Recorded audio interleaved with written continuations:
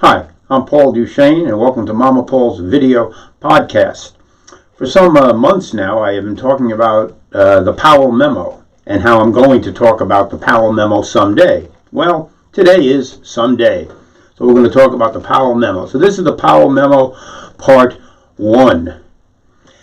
My contention is that the Powell Memo is pretty much responsible for the fake news that we have today and for the dumbing down of America, which has been a consistent ongoing process that started when this Powell Memo first came out. Eventually, it leads to what, let's come over here to the board, what I would say Fox News, and I can expand that and bring me into it a little bit. Okay, there we go. Fox News labeling themselves as fair and balanced. That's the main thing that's happened as a result of the Powell Memo. And the second thing that's happened, and this has happened with the assistance of various think tanks that have come along. So Fox News, 1971, the Powell Memo. Fox News in 1996. I believe that Fox News was created as a result of the impetus from the Powell Memo. The other major thing that happened was what I call the dumbing down of America, or basically the evisceration of critical thinking, the elimination of liberal arts as a major field of study, and the turning of the universities into, as opposed to intellectual think tanks, which they had been, more or less into vocational schools. So this is pretty much the contention that I've had about this. And so we need to ask ourselves, who is Lewis Powell? Who is Powell? And what is the Powell Memo? So let's take a look and see. Let's find here. Let's go over here. There's a picture of Lewis Powell over here.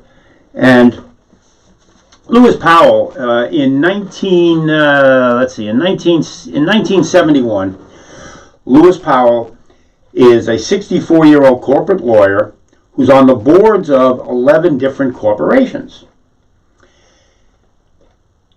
In August of 1971, his friend and neighbor, who also happens to be the head of the educational arm of the Chamber of Commerce, asked Lewis F. Powell Jr. if he will write a memorandum for them, a note for them, a thesis for them. And the title of the thesis is going to be The Attack on the American Free Enterprise System. Now, he wants him to write a confidential memo. And this is in August of 1971. In October of 1971, 2 months after the Powell Memo is released, Lewis Powell gets nominated by Richard Nixon to be an Associate Justice on the Supreme Court. During the nomination process, the memorandum never comes up. Nobody even knew about the memorandum. Why? It was a confidential memorandum to start with. So it wasn't made available to the public. A year later, Jack Anderson, who was a pretty noted columnist in Washington at the time, gets his hands on a copy of this memorandum. It gets leaked to him. And as a result of this, he's pretty upset. And he says, well, this guy is not objective. He reads this and he says, well, he's not the least bit objective when it comes to his attitude towards corporate America. And as a result of this, we see over time that Jack Anderson was exactly right. Powell is pretty much responsible for dramatically expanding corporate privilege in America. Going back to 1978, in the case of First National Bank of Boston versus Bellotti, Bellotti, Bellotti. And in it, Powell literally invents a First Amendment right for corporations to financially influence ballot initiatives, which leads to Citizens United. So this is, as far as America is concerned, this is not exactly a good thing for... hold it 1 second. That's another phone is ringing. That's whoa! This is the. Yeah, who's calling? You're having a little hard to hear you there. You're a little bit down in the mud. You'll get up higher on the cloud. Okay, well, look who it is. Didn't you die about a while? That's why I have, this is the after death phone, right? You're right, it is the after death phone, and you're spot on. You know what, let me put you up in a corner here so we don't, that's a nice picture of you too. I saw that picture recently. It's not a bad picture. You know, most of the pictures of you, you're smiling. You think I'm taking you to task too much? Well, you know, Citizens United isn't exactly good for democracy in America. Well, the free enterprise system, right, but the democracy is part of it. You don't think so? On the memo, well, all right. I don't want to get into weeds with you right now about this. I know Sandra, I read that. Sandra Day O'Connor did say you were a nice guy. She did, I know, and you voted for, you weren't always, it wasn't everything miserable about you, you know. I got that, yeah, you voted for Roe versus Wade, right? But on the other hand, you voted against the gay marriage thing. Now, your civil rights record is, on one minute you're siding with the black community, and the next minute they're losing their right to the ballot.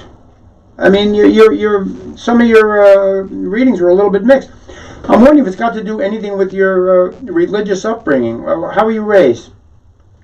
Presbyterian. You know, did you see it there was just the article the other day. This was in the, you know, it's funny, I copied this out. Well, let me put it up on the side screen over there. See if it'll hold up for a second here. Yeah, there it is. And that was an interesting little book review of a new book. It's called, well, the article, the head of the article is a New York Book Review. It's called Economic Pieties. And it's a theological concepts are essential to understanding modern economics. Well, I read this last night.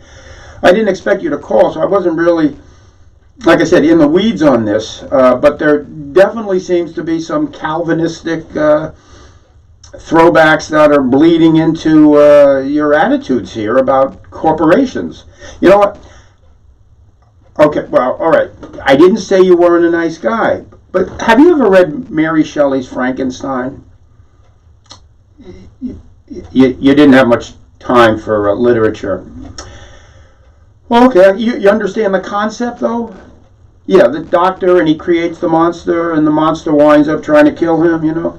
Well, that's sort of like what happened with you with the, it is. I think so, with the First National Bank thing. It turned into Citizens United. And look at this, and now this whole thing has led to what? Where we're at today. What's the last thing on my list here? The January 6th insurrection against democracy. So what you're trying to protect in the first place, you wind up destroying. What the hell? You didn't see it coming. It would have more intellectual analysis. Well, you're a lawyer, and all right, nobody ever clues lawyers as being intellectual. No, in fact, if we read through the document, we're going to find out you're anything but. All right, I'll tell you what. I'll look into this deeper, and if you're still floating around up there in the clouds, and you want,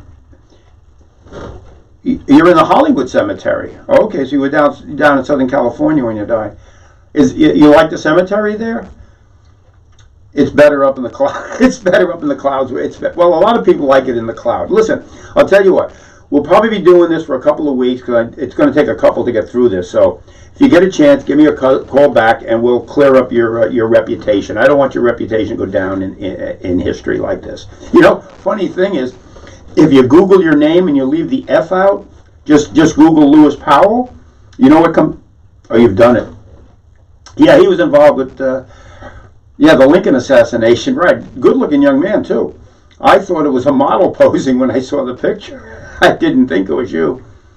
All right, listen, it was really an honor talking with you today, and like I said, I'll look into this deeper. I'll look into the religious connection. I'll check your record out some more, and we'll try to get there as soon as we can. All righty? All right, take care, and enjoy your life in the cloud. Right, okay, bye now.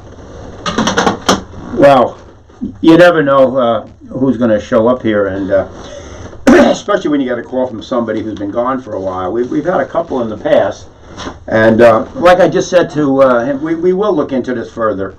I think it's worthwhile looking into, because like this famous guy who was just around said, you know, there's people, good people on one side and bad people on each side. So maybe he made some good decisions, some bad decisions, but maybe we'll dig into it deeper.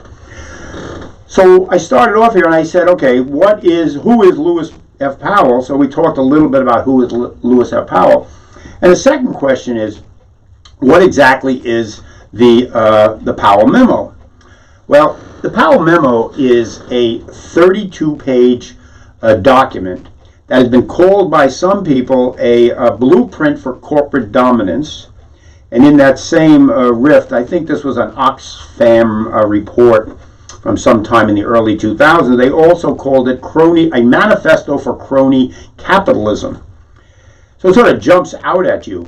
Now, it was a confidential memo, and the title was, as I've said before, an attack on the American free enterprise system. The opening remarks are, I'm going to read the opening remarks here. Well, let's take this down here. And the first line is absolutely stunning, but the footnote is even more stunning. Dimensions of the attack. Well, it opens up, this is submitted to your request, blah, blah, blah, on August 24th to the Chamber to identify the problem and suggest possible avenues of action for further consideration. Dimensions of the attack. This is the opening line. No thoughtful person can question that the American economic system is under broad attack. And he's got a little asterisk to his footnotes. This varies in scope, in techniques employed, and in the level of visibility. Let's look at the footnote. Now, it's funny because the footnote, if you Google the memo and you get a copy of the memo, I have two different copies of the memo. One came from Greenpeace, another one came directly off the web under his writings over here. Neither one of these other documents include this little footnote, which is really, the footnotes, the devil is always in the details. So right after he talks about the American economic system, he then goes on to call the American economic system is variously called the free enterprise system, capitalism, and the profit system. The American political system of democracy under the rule of law is also under attack, often by the same individuals and organizations who seek to undermine the enterprise system. So he sort of brings the two together quite succinctly. American political system of democracy under the rule of law. Now, we know that free enterprise is anything but free, and in this day and age, with the rise of these huge tech companies and the huge influence of large amounts of money on on every aspect of our life, excuse me, unless you're involved with a Robin Hood group and you're betting on some stock market and you're able to accumulate a few, in fact, therein may lie the answer here. Gather everybody, you know, in your little chat room. Maybe they got the solution for our problem here. Anyway, I'm sort of contending that it's not very free anymore, this free enterprise system. But democracy under the rule of law. Now, if anything, democracy was firmly attacked on January 6, 2021. And the rule of law under Bill Barr had been attacked for almost since last spring. Well, the whole time of the Trump administration he was attacking it, but under Bill Barr, last spring, if you remember, we did a few shows on this in March, April, May. You couldn't pick up a newspaper that week that didn't talk about how he was destroying the rule of law, one after another. People he's left out of jail, the people they've given free passes to, the way they've taken his crimes and swept them under the rug. Even today, to this day, they're trying to make this this insurrection against the government sound like, well, let's move forward, you know. Sure, let's move forward, yeah. We'll move forward. My what? I don't know exactly my what. All right. So that was the opening line, which right off the bat just got me, because he talks about the American economic system, and basically he's talking about capitalism and democracy, which are the two issues that I've been saying are in a state of dying today, and I suspect it might be connected to what happened back then. He goes on to say, what now concerns us is quite new in the history of America. The assault on the enterprise system is coming from well-financed communists, new leftists, and other revolutionaries. So the new communists, I'm not sure how the new communists are different than the communists, the new leftists, other revolutionaries. All these communists are sitting out there with their slide rules and their P&L statements, and they're trying to figure out how to bring down capitalism. I don't think that's even close to being true, to tell you the truth.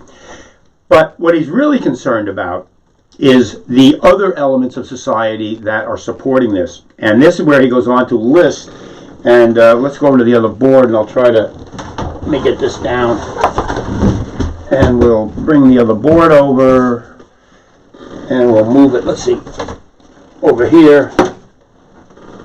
We'll focus on the edge over there. And it's college campuses, the pulpit. Let me open it up more. College campuses, the pulpit, the media, intellectual and literary journals, arts, science, politicians, and especially television. So these are where the assault on the enterprise system is coming from. Basically, he's arguing that the assault on the enterprise system is coming from the intellectuals in the country, and he goes on to say that it's a minority of them who happen to be smart and articulate that are behind this. Now, what brings this thing close to home to me is I was in graduate school at the time that the Powell Memo was written, and I saw the effects of this within a brief period of time that I was there in the 71, 72, 73 period. And I saw what happened directly at the universities as a result of the Powell Memo, which was just, has to do with going back to this board, critical thinking, the evisceration of critical thinking, the elimination of liberal arts, and turning the university into vocational schools. And we'll talk about this a little more as we go along. The paradox of our time, he goes on to say, is how the free enterprise system tolerates and participates in its own destruction. Well, this is like the third paragraph down, or the third sentence down, and this is a real funny one. He calls it a paradox that the free enterprise system tolerates and participates in its own destruction. It's a common term that we've been using for a long time now, that the capitalist will sell you the rope to hang himself with. Well, this isn't nothing new, and I certainly didn't invent the term, and it's been around for a long time, because literally the capitalist will destroy his environment. The capitalist will sell you the rope to hang himself with. The capitalist will do anything for money, for an extra 5%, to get an edge on somebody else, and he won't even consider the long-term consequences. So it's sort of surprising to me that he's shocked that they are participating in their own destruction. He then goes on to say how campuses, universities, and the media are all dependent upon the profits from the free enterprise system. At which point I wonder if they've got universities in places that are don't have as free an enterprise system as we do. Well, when he was talking about people opposing the American system, he specifically mentions socialism or some form of statism, which he calls communism or fascism. So I suspect that they would consider England, France, Germany, most of Europe to be a little bit socialistic. Social democracies is actually a more accurate term. But they all seem to have universities, they have media, they have campuses. Some of them are dependent upon private enterprise, some of them are not dependent upon private enterprise. So I think there's a little bit of a mix over there. Everything he says, I take umbrage to right off the bat in the beginning of this thing. And I think his premise, in many cases, is completely wrong. For me, what was going on is, And then we have to look at the history of this a little bit. If we go back here, we look at 1960, the Vietnam War is going on. Now, the Vietnam War starts in 1955. The French are there, and we're allied with the French. The French want to get out of Indonesia. We apparently wanted to get into Indonesia. We needed a good war to keep the war machine going. We did have, as Eisenhower warned, a military-industrial complex. And they like nothing better than dropping bombs and replacing the bombs and building bombers and replacing the bombers. If a few soldiers get killed along the way, well, that's in the calculus that they figure out. But the replacement of the materials is just marvelous for business, and if it's good for business, it's good for America. So the the war machine is going on from 55 to 65. In 65, that's when we get into it big time with what they called the Gulf of Tonkin Resolution, which, as we found out over years, was a complete fabrication. So what are they looking for in Vietnam, in this whole Indonesian area? Well, there's poppy fields all throughout this area. In fact, the Golden Triangle is right north of Vietnam, where they process the poppies and turn it into heroin, which is one of the biggest cash crops, illegal cash crops, on the planet. And as we know from looking at the government's involvement in the 80s with the cocaine traffic, we can look back at the 70s with the government's involvement with the heroin traffic. So there is a military-industrial complex. There are things in back of this facade that we look at, that we see as this sort of Disneyland America, which are not exactly what we purport ourselves to be. There's a real false face going on over there. So you got the heroin fields there, and then you got the oil fields in the Gulf of Tonkin, going all the way down to Indonesia, loaded with these oil which need to be explored. So those were the two big financial interests that we had over there, in addition to the military-industrial complex. So by 1965, when the Gulf of Tonkin Resolution gets passed, the draft gets reinstituted, and suddenly college kids are getting drafted into the Army. Now, why did we have so many colleges, so many students in colleges at this time? Well, World War II. After World War II, we passed the GI Bill. So all these soldiers came back, and as a result of the GI Bill, they started going to college.